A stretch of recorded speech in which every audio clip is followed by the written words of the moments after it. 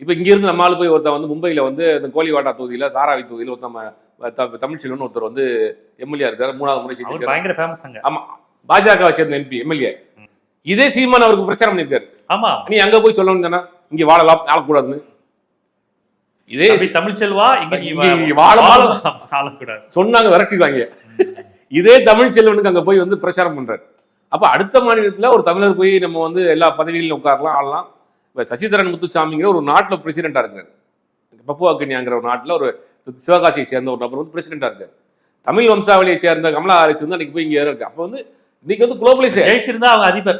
ஆமா, அதிபராக இருப்பாங்க, இந்தியா அமெரிக்க அதிபராக இருப்பாங்க. அப்போ வந்து கொண்டாடுவாரா நீ அந்நியன் வந்து இங்க வாழலான்னு? அது இன்னைக்கு உள்ள உலகமயமாக்கல்ல வந்து இதெல்லாம் வந்து பார்க்க முடியாது. அதுக்காக வந்துட்டு எல்லாரையும் போய் சர்டிபிகேட் எடுத்து நீ வந்து 2 தலைமுறைக்கு முன்னாடி வந்து ஆந்திராவில் வந்த, 4 தலைமுறைக்கு முன்னாடி வந்து கர்நாடகாவில் வந்த, நீ தமிழரே கிடையாது, நாட்டை விட்டு போ, இவன் ஓட்டு போற உரிமை மட்டும்தான் இருக்கு, எங்களை ஆளுகிற உரிமை உனக்கு கிடையாது அப்படி கையை அப்படி தூக்கி வீரவசமா மேடையில பேசுறத அதை பார்த்துட்டு போய் இவங்க சோசியல் மீடியால உட்காந்து போற வரவனை பூரா வம்பெடுத்து நீ தமிழனா சர்டிபிகேட் கொடு.